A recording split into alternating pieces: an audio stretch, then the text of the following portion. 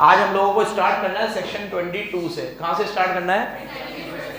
मैं आपको last class में रेक्टिफिकेशन तक पढ़ा चुका, ये रहा पूरा रेक्टिफिकेशन ऑफ नेम तक 17 पढ़ा चुका, ठीक है 17 तक। अब 18, 19, 20 और 21 चार सेक्शन ओमिटेड है, चार सेक्शन हम लोगों ने 5 से 17 तक पूरा लाइन से पढ़ा है, लेकिन अब चार सेक्शन आपके कोर्स में नहीं है। फिर सीधा कहां से आ जाता है? 22 से। आज रिवीजन बाद में करेंगे, पहले नया पढ़ लेते हैं, ठीक है। 22 एलिजिबिलिटी, ठीक है, eligibility to be a partners, ठीक है। अभी ये कितना बावले जैसा नाम दिया इसने एलिजिबिलिटी, तो एलिजिबिलिटी तो पहले ही पढ़ा दिया मैंने तुम्हें कि कौन पार्टनर बन सकता है, अनसाउंड माइंड नहीं बन सकता, डिस्क्वालीफाइड बाय लॉ नहीं बन सकता। ये सेक्शन ये बात करता ही नहीं एलिजिबिलिटी की। ये सेक्शन तो ये बात करता है कि एक बार आपकी एलएलपी रजिस्टर्ड हो गई तो जितने भी लोगों के उसमें नाम हैं वो अपने आप पार्टनर बन जाएंगे। अब वो बैक स्टेप नहीं ले सकते, अरे हमने तो मस्ती में करा था, हमें थोड़ी पता था तुम हमारा नाम लिख दोगे, ठीक है। जैसे मेरे एक दोस्त की आदत है, कोई भी प्लान बन रहा होता है ना, सब में हाँ कर देता है, उसको यकीन होता है ये नहीं बनेगा, ठीक है, तो वो क्या बुरा नहीं बनता मना करके, क्योंकि उसको पता है वैसे भी प्लान बनना नहीं है, तो हाँ बोल दो। अब एक बार प्लान बन गया, ठीक है, तो उसको बोला भाई आ जा इधर, हम खड़े हैं, ठीक है। तो उसने कहा कहाँ? कि भाई कल रात को बात हुई थी ना, यहाँ चलना है, ठीक है। अब पागल है क्या? मैं तो मजाक कर रहा, मैं कहा तेरे नाम से हमने सारी चीजें बुकिंग सब हो गई है, खर्चा वर्चा तो बेयर करना पड़ेगा, आया मता आना पड़ा उसे, ठीक है। उसके बाद उसने मजाक करना छोड़ दिया। तो अगर आपने एलएलपी बनाई और किसी को बोला कि भाई एलएलपी बना रहे हैं, ठीक है, तो फिर वही मेरा दोस्त, हाँ ठीक है बनाओ, बहुत बढ़िया चीज़ है, एलएलपी तो बनानी ही चाहिए। अब बना ली, उसमें नाम वाम लिख दिया उसका और एलएलपी रजिस्टर हो गई, उसके बाद बिजनेस स्टार्ट हो गया। बोला अरे पागल हो क्या, मैं तो ऐसे ही कह रहा था कि मजे मजे में तुम लोगों के साथ मैं भी ले लूंगा, मेरे को अभी बिजनेस करने की उम्र है क्या मेरी, ठीक है, मैं तो नहीं करूँगा कुछ भी, तो रहना पड़ेगा अगर उसका नाम एक बार आ गया तो देखो ऑन इनकॉर्पोरेशन, एक बार एलएलपी इनकॉर्पोरेट हो गई तो the person who subscribe their name, जिन भी लोगों ने अपना नाम दिया था, शैल बी पार्टनर्स, क्या माने जाएंगे वो? क्या माने जाएंगे? क्या ऐसा लिखा हुआ है? मे बी पार्टनर्स, क्या लिखा हुआ है? ऐसा कब? एग्जाम्पल याद रखना, तो किसी ने मस्ती में भी नाम लिया होगा ना, तो उसके साथ बहुत बड़ी मस्ती हो जाएगी, ठीक है, ये सेक्शन की वजह से। 22। अब बात करते हैं 23 की। किसकी बात करते हैं? रिलेशनशिप। समझ गया बेटा? तुम्हारा वाला नहीं ये, ठीक है। Relationship of partners. पार्टनर्स का क्या रिलेशनशिप है? इसमें चार बातें दे रखी है, बराबर से सुनना, फिर रीड करेंगे। छोटा सा सेक्शन है, मैंने तुम्हें फाउंडेशन में भी बोली थी ये बात, और पार्टनरशिप में भी यही है और इधर भी यही है।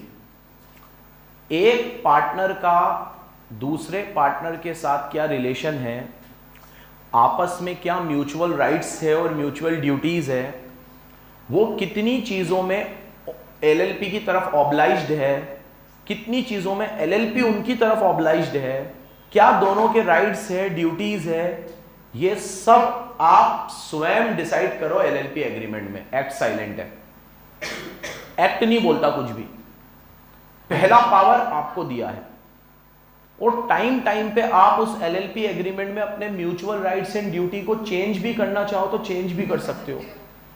इनफैक्ट आप उस एलएलपी एग्रीमेंट में यह भी लिख सकते हो कि जब हमारी एलएलपी नहीं थी उस समय हम लोगों ने एलएलपी को खोलने में जितने भी खर्चे किए वो भी एलएलपी हमें रीएम्बर्स करेगा, ऐसा क्लोज भी डाल सकते हो।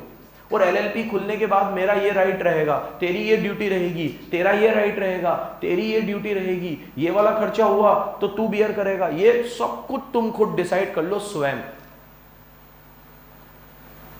और डिसाइड करके एलएलपी एग्रीमेंट में लिख दो। ये इनकॉर्पोरेशन डॉक्यूमेंट नहीं है, वो अलग चीज थी, इसका नाम दिया है एलएलपी एग्रीमेंट। जैसे पार्टनरशिप डीड होती है ना, वैसे यहां क्या होता है? क्या होता है? पार्टनरशिप में क्या होती है? Partnership deed. यहां डीड नहीं बोलते, यहां बोलते हैं। तो उस एलएलपी एग्रीमेंट में म्यूचुअल राइट्स, ड्यूटी, ये वो सब चीजें लिख दो बराबर। एक बार वो सारी चीजें लिख दी, पुलिंदा बन गया, ठीक है, आरओसी को फाइल कर दो रजिस्ट्रार को, बस। अब उसके हिसाब से ही आपके राइट्स और ड्यूटीज गवर्न होंगे, चेंजेस भी कर सकते हो। लेकिन अगर आपने कोई एलएलपी एग्रीमेंट नहीं बनाया, सुनो बराबर, या बनाया तो है लेकिन उसमें कुछ बातें नहीं लिखी हुई है, तो उसके लिए आप पे शेड्यूल 1 लगेगा। क्या लगेगा? क्योंकि एक्ट के शुरुआत में ही बता दिया था कि rights and duties of partner shall be govern by first schedule of LLP act. बोलो, rights and duties of partner shall be govern by first schedule of LLP act. वो कैसे गवर्न होंगे? एलएलपी एक्ट के first schedule से। समझे कि नहीं समझे? ठीक है, तो ये सारी बातें सेक्शन 23 में लिखी हुई है। कहां लिखी हुई है? 22 तो बड़ा सिंपल है कि एक बार एक्ट इनकॉर्पोरेट हो गया तो आप क्या माने जाओगे? भले आपने मस्ती में भी अपना नाम दिया हो, फिर भी आप क्या माने जाओगे? अब सेक्शन 23, 4 सबसेक्शन है इसके, बराबर सुनते जाना। पहला, सेव एज अदरवाइज प्रोवाइडेड, मतलब जहां पे एक्ट में कुछ लिखा हुआ है तो वो अलग बात है। अब जैसे एक्ट में लिखा हुआ है कि ये चीज में एलएलपी लाइबल नहीं है, पार्टनर लाइबल है, तो तुमने एलएलपी एग्रीमेंट में लिख दिया नहीं इस चीज के लिए भी एलएलपी लाइबल है, तो तुम्हारी थोड़ी चलेगी भाई। जहां एक्ट में कुछ लिखा हुआ है वहां तो एक्ट की सुनो, जहां एक्ट में कुछ नहीं लिखा हुआ वहां पे आपके राइट्स और ड्यूटीज आप अपने हिसाब से डिसाइड कर सकते हो। तो देखो, save as otherwise provided in this act, act में प्रोवाइड किया हो तो अलग बात है। Mutual rights and duties of partner, mutual rights and duties of partner shall be govern by LLP agreement. जो बोल रहा हूं बस वही टिक करना, बाकी तुम अपनी लैंग्वेज में अच्छे से लिख सकते हो। शैल बी गवर्न बाय, ये लिखा हुआ है। तो आपके जो म्यूचुअल राइट्स एंड ड्यूटी है वो कहां से गवर्न होंगे? कहां से पता चलेंगे? कहां से? कहां से? कहां से? ये कौन बनाता है? पार्टनर स्वयं, आप खुद ही बनाते हो। किसकी तर्ज पे होता है ये? किसके जैसा होता है ये? पार्टनरशिप डीड के जैसा। अगर नॉर्मल पार्टनरशिप खोलते तो वहां पार्टनरशिप डीड है, उसको यहां नाम दिया गया है। सुन रहा है पीछे? अब सेकेंड, इसमें कोई भी चेंजेस आप करना चाहो तो कर सकते हो, लेकिन वो किसको फाइल करना पड़ेगा? किसको? ये 2 पॉइंट हो गए। ये भी बता दिया आपको कि एलएलपी एग्रीमेंट और उसमें जो भी चेंजेस करोगे रजिस्ट्रार को फाइल कर दो। 2 पॉइंट हो गए। नंबर 3, आप एलएलपी एग्रीमेंट में राइटिंग में ये भी लिख सकते हो कि बिफोर इनकॉर्पोरेशन, इनकॉर्पोरेशन होने से पहले जो भी ऑब्लिगेशंस थी वो हम एलएलपी पे इंपोज कर देंगे, प्रोवाइडेड अगर वो एग्रीमेंट सबने रेटिफाई कर लिया तो। क्या? सबने? जैसे अपन लोग जब दोस्तों में कोई ग्रुप प्लान करते हैं, कोई ट्रिप प्लान करते हैं, सॉरी, तो तुम सबके फ्रेंड सर्कल में एक ऐसा जज्बाती दोस्त होता है जो सब पहले अपने ऊपर ले लेता है, सब बुकिंग करना, सबको कॉल करना, सारी चीजें करना, ठीक है। एंथुजियास्टिक पर्सन होता है एक। फिर ऐसा होता है कि जब सब कुछ हो जाता है तो उसके बाद वो कंट्रीब्यूशन दूसरों से मांगता है कि भाई ये चीज मैंने कर लिया, अब इसका पैसा तुम दो, इसका तुम दो, मैंने कर तो लिया सब कुछ।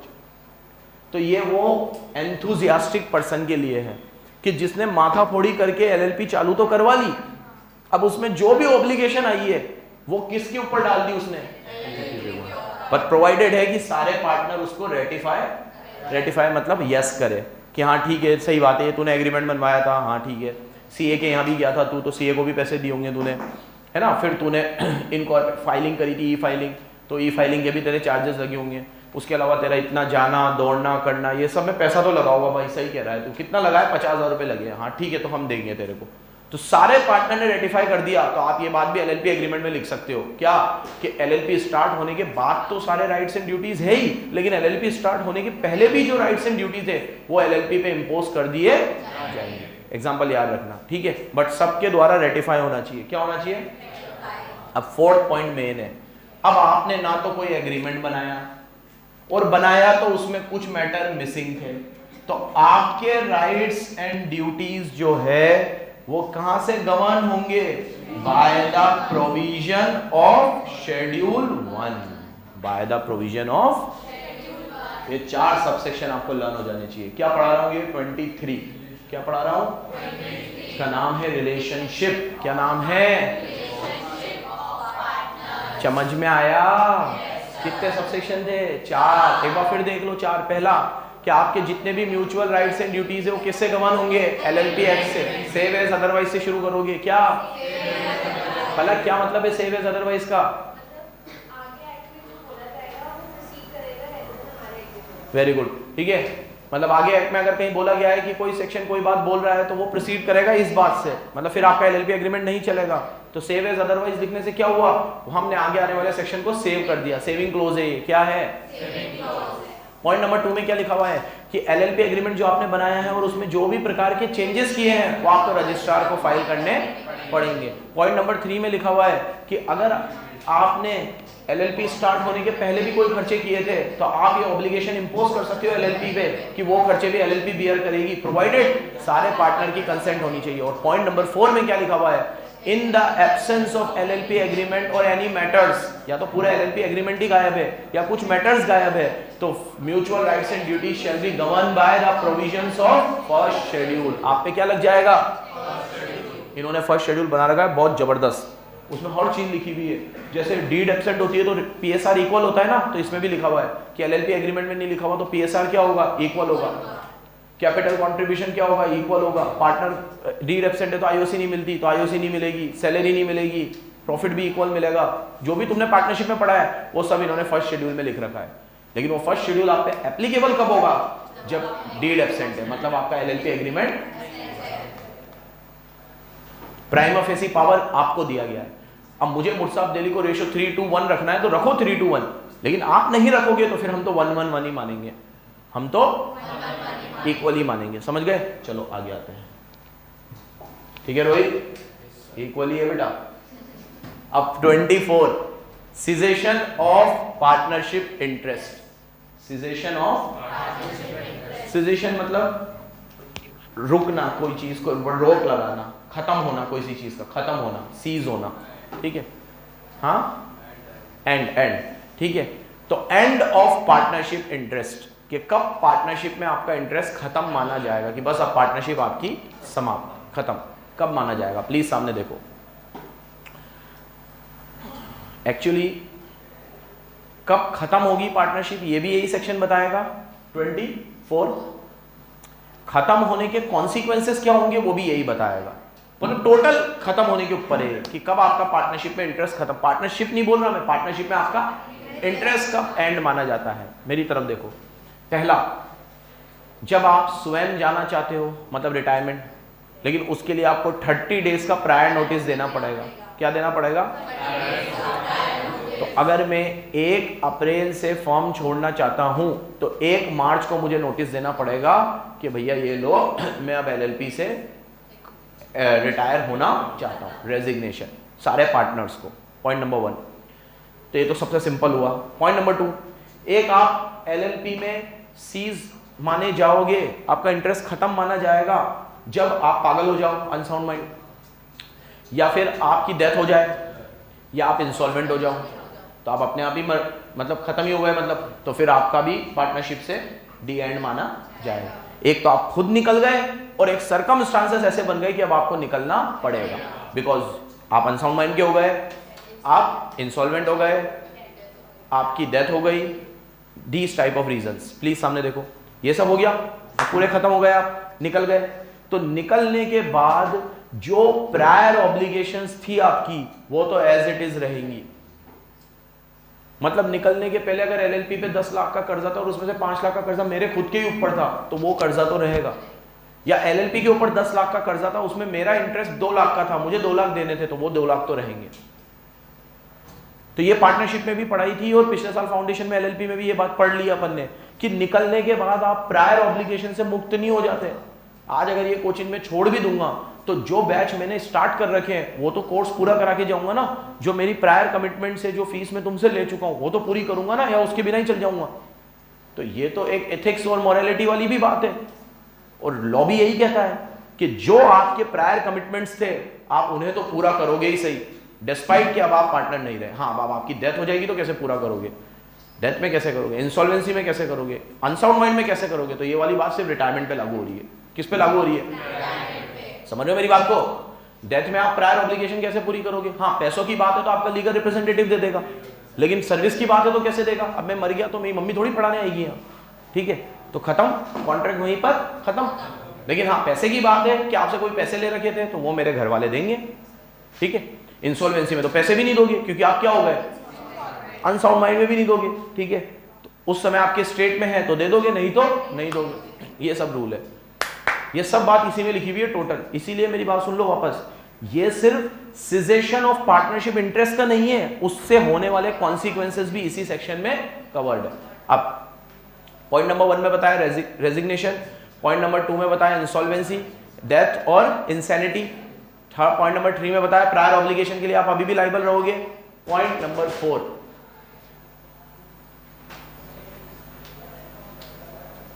आप फ्यूचर ऑब्लिगेशन के लिए भी लायबल रहोगे अगर आपने अपने रिटायरमेंट का पब्लिक नोटिस नहीं दिया या आरओसी को नोटिस नहीं दिया कि आप रिटायर हो रहे हो। या तो आप पब्लिक नोटिस दे दो, उस बंदे को नोटिस दे दो कि जिससे आपकी डीलिंग होती है, नहीं तो अब एक बंदे, मेरे तो 50 क्रेडिटर्स है, तो 50 के 50 को कैसे फोन करके बताऊं भाई साहब मैं रिटायर हो रहा हूं, भाई साहब मैं रिटायर हो रहा हूं, ठीक है, तो अब से जो भी डीलिंग होगी मेरे पार्टनर से करना, मेरे को फोन मत करना। ये एक को कैसे बोलूंगा? तो पब्लिक नोटिस दे दो। पब्लिक नोटिस नहीं देना तो सबसे बढ़िया आरओसी को दे दो। आपने आरओसी को बता दिया मैं रिटायर हो गया, उनके रजिस्टर में रिकॉर्ड में आ रहा है, तो अब मैं अपनी फ्यूचर ऑब्लिगेशन से डिस्चार्ज हो जाऊंगा, मैं अपनी पॉइंट नंबर 4। और पॉइंट नंबर 5, मेरे रिटायर होने के बाद मेरा जो शेयर है कैपिटल में और अभी तक के रिजर्व्स एंड सरप्लस में और गुडविल में, वो हिस्सा मुझे दिया जाएगा, वो मुझसे कोई नहीं छीन सकता। वो आप लोग रिटायरमेंट में अकाउंट्स में पढ़ते ही हो, कैपिटल अकाउंट बनेगा, by balance BD, by general reserve, by WCR, by goodwill, सब पैसा मुझे मिलेगा और एक्यूमुलेट होके मेरा शेयर तैयार होगा, वो तो मुझे मिलेगा ही मिलेगा। 24 कहता है, क्या कहता है? तो इस सीरीज में हमने 3 सेक्शन पढ़े, पार्टनर की सीरीज थी, 22, 23, 24। 22 में बताया आपको कि पार्टनर बन जाओगे इनकॉर्पोरेट होते ही, 23 में बताया रिलेशन कैसी रहेगी पार्टनर्स की और एलएलपी की, और 24 जब कब आप पार्टनरशिप से हट जाओगे, सीसेशन ऑफ पार्टनरशिप। अब एक बार रीड करते हैं, टिक करते जाना जो मैं बोलूं। पर्सन में सीज, आप पार्टनरशिप से दखल माने जाओगे, ठीक है, कब? जब आप नॉट लेस देन, कम से कम एटलीस्ट 30 डेज का नोटिस दे दो, किसको? अदर पार्टनर्स को, ठीक है। तो एक तो ये तरीका हो गया, इसको हमने बोला रिटायरमेंट, कि आप नोटिस देके हट गए, नोटिस देके हट गए, ठीक है। याद रखना, आप नोटिस देके तभी हटोगे where there is absence of agreement. If there was agreement कि every partner will remain partner for at least 5 years, then you have to be there for at least 5 years। ये लिखा है आपने और लिखा हुआ बोलता है। अब जैसे मान लो आपने लगा पार्टनरशिप अभी बहुत बुरे समय में है, ठीक है, तो छोड़ के चले जाएंगे, ठीक है। जैसे कांग्रेस की हालत बहुत खस्ता है अभी, तो रोज न्यूज में पढ़ता हूँ एक लीडर ने यहाँ से छोड़ा, एक लीडर ने वहां से छोड़ा, एक लीडर ने यहाँ से छोड़ा, ठीक है। तो डूबते जहाज में से पहले उतरते हैं सब, ठीक है, तो खाली होते जा रहे हैं। मतलब कुछ तो ऐसे लोग जो चीफ मिनिस्टर रह चुके पास्ट में, उन लोगों ने भी पार्टी छोड़ दी जिस समय पे उसको सबसे ज्यादा जरूरत होती है। तो उस समय पे जो महाराष्ट्र में चीफ मिनिस्टर थे, पृथ्वीराज चौहान, क्या नाम है, अशोक चौहान, उसने पार्टी छोड़ दी। जो भाई चीफ मिनिस्टर रह चुके 2-2 बार कांग्रेस के टेन्योर में अच्छे समय में, वो भी छोड़ के जा रहे हैं। तो भैया बीच मझधार में छोड़ने वाले बहुत होते हैं जब बुरा समय चलता है। तो एलएलपी का बुरा समय चल रहा हो तो सब पार्टनर छोड़ के जा रहे हैं, ठीक है। तो फिर वहां पे तो बेचारा जिसने स्टार्ट करी थी या जो डेजिग्नेटेड पार्टनर, उसको तो पिक्चर बन जाएगी, हर ठीकड़ा उसके ऊपर फूटेगा।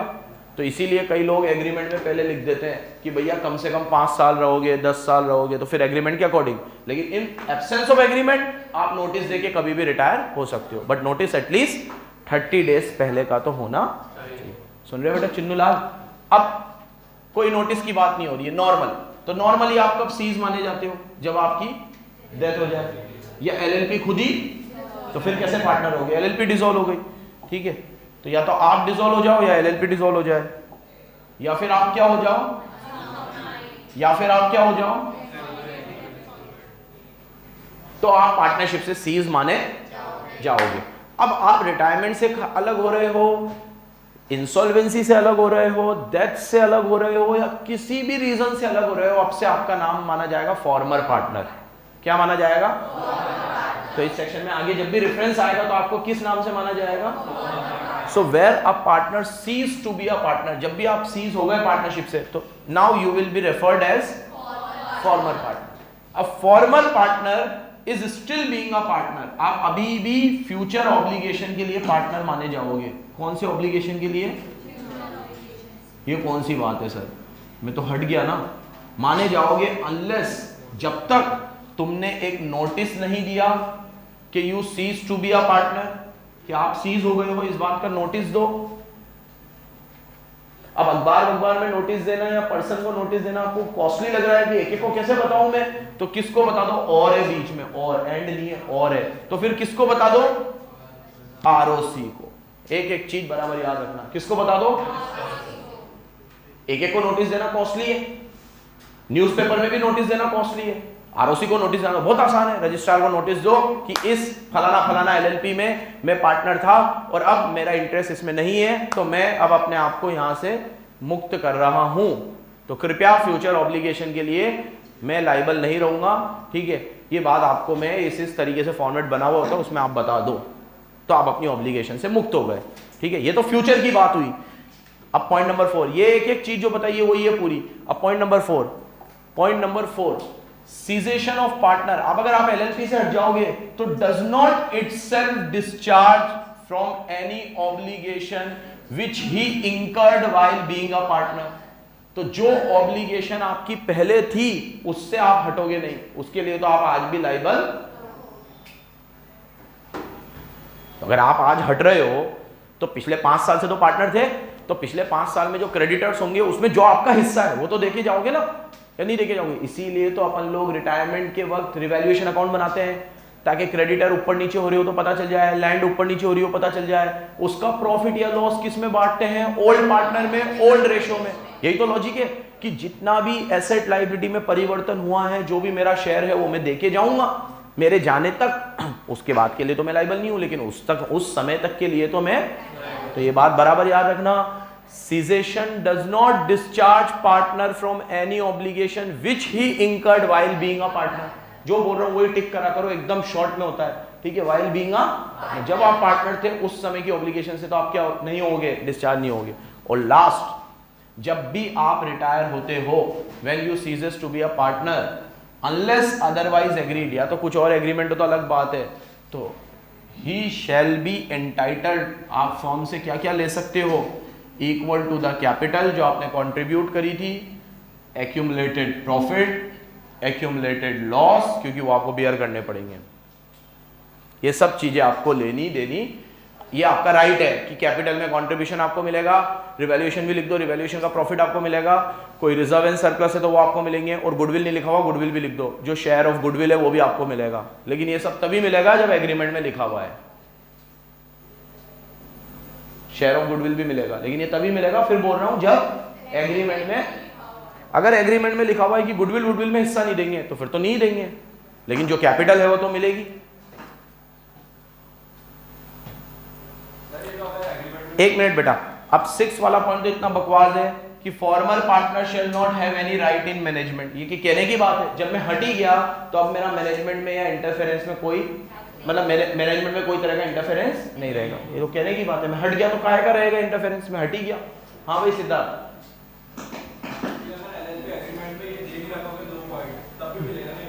हाँ इम्प्लाइड है, एग्रीमेंट में लिखा हुआ हो कि ना लिखा हुआ हो, कैपिटल तो वापस मिलती ही मिलती है, होनी भी चाहिए। लेकिन जो कैपिटल आपने लगाई थी उतने की एसेट आ गई और वो एसेट हमें अभी बेचनी नहीं है, तो आपका कैपिटल कंट्रीब्यूशन हमने लिख रखा है उसमें। एग्रीमेंट में कई बार अपन ये भी लिख देते हैं कि capital contribution will be given with regard to availability of cash. फिर उसमें आप लोगों को पार्टनरशिप में पढ़ाया था ना मैंने कि जब तक आप मेरी कैपिटल नहीं दोगे तब तक मुझे 6% इंटरेस्ट मिलेगा, तो वो यहाँ पे भी है कि अगर आप उसको कैपिटल अभी नहीं चुका सकते क्योंकि कैश नहीं है आपके पास, तो आपको 6% इंटरेस्ट मिलेगा या प्रॉफिट में हिस्सा मिलेगा। 6% इंटरेस्ट मिलेगा, प्रॉफिट में हिस्सा। ऐसी बात यहाँ पे भी आएगी अभी। क्लियर है? ये 6 पॉइंट हो गए आपके। ठीक है, ये फिर एक नई लाइन स्टार्ट हो गई, कल देखेंगे इसको। एक बार रिवीजन कर लेते हैं। कहां तक पढ़ा हमने? 24 तक। मेरी तरफ देखो, 5th से स्टार्ट किया। 5th, पार्टनर्स कौन होंगे? अनसाउंड माइंड, डिस्क्वालिफाइड बाय, अरे अनसाउंड माइंड, इंसॉल्वेंट और अनडिस्चार्ज इंसॉल्वेंट को छोड़ के सभी individual. 5, 6 minimum 2, maximum no limit 6 महीने से कम, 6 महीने के बाद अनलिमिटेड लायबिलिटी अगर 2 से कम। 7 डेजिग्नेटेड पार्ट, इंडिविजुअल, रेसिडेंट, और उसमें भी अगर इंडिविजुअल नहीं है, कंपनी है, तो उसका लीगल रिप्रेजेंटेटिव, ठीक है, वही क्या बनेगा, डेजिग्नेटेड पार्ट। उसकी डिटेल किसको देनी है, रजिस्ट्रार को। चेंज करोगे तो उसकी भी डिटेल रजिस्ट्रार को, जिसको भी डेजिग्नेटेड बनाओ उसकी प्रायर कंसेंट ले लो, ठीक है। 30 डेज के अंदर रजिस्ट्रार को फाइल कर दो। 8, जितनी भी ऑब्लिगेशन एलएलपी पे आती है वो सब इस पे भी आएगी। 9, चेंज कर सकते हो टाइम पे। 10, पेनल्टी, ठीक है। 11, इनकॉर्पोरेशन डॉक्यूमेंट बनाना पड़ेगा जिसमें नाम, एड्रेस, ये सारी डिटेल होंगी। वो सीए से साइन वाइन कराओगे, एक डिक्लेरेशन लोगे कि एक्ट की सारी कंप्लाइंस किया है, और फिर वो डिक्लेरेशन और वो इनकॉर्पोरेशन डॉक्यूमेंट दोनों चीज आरओसी को फाइल कर दोगे, ठीक है, ठीक है, ठीक है, ठीक है, ठीक है, सुन रहे हो, ठीक है, आरओसी को फाइल कर दोगे, ठीक है। फिर 12, जैसे ही फाइल करोगे तो 14 दिन के अंदर अंदर आपको रजिस्टर कर लिया जाएगा और आपको रजिस्ट्रेशन सर्टिफिकेट दे दिया जाएगा, अगर आपने सारा कंप्लाइंस ढंग से किया है तो। और ये कंक्लूसिव एविडेंस होगा कि आपने एक्ट का सारा कंप्लाइंस किया है once RC has been received, एक बार आरसी रिसीव्ड हो जाए। 13, रजिस्टर ऑफिस आपको खोलना पड़ेगा। कितने दिन में? दिन थे इसमें दिन है कि नहीं है? क्योंकि वहां पे तो है दिन कंपनी में, यहाँ पे दिन नहीं है, शायद कंपनी में है। बस ऐसा बोला है, every LLP shall have registered office, एक रजिस्टर ऑफिस होना चाहिए। वहां लिखा हुआ है कि एक बार आपकी कंपनी इनकॉर्पोरेट हो जाती है तो 30 डेज के अंदर रजिस्टर ऑफिस खोलना है आपको, मतलब होना चाहिए फिजिकल प्लेस। तब तक कोई भी करस्पॉन्डेंस एड्रेस दे दो।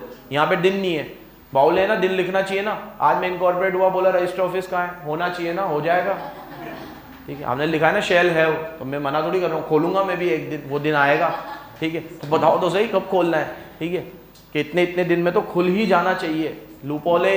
खैर, तो रजिस्टर ऑफिस होना चाहिए एक कम्युनिकेशन के लिए जहां पे आपको सारे नोटिसेस वगैरह सर्व किए जाए, ठीक है।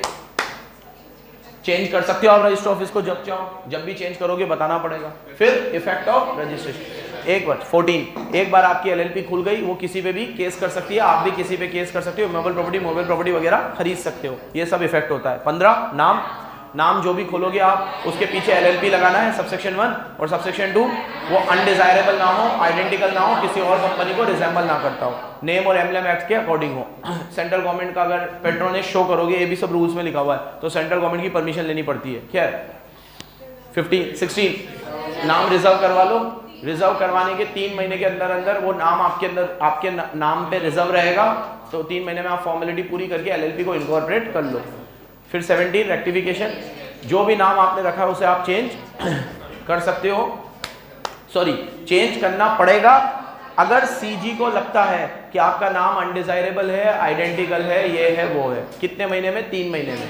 3 महीने में वो आपको ऑर्डर देंगे, वहां से 3 महीने काउंट होंगे। जिस दिन भी वो सीजी ऑर्डर देगा 3 महीने में आपको नाम चेंज करना पड़ेगा।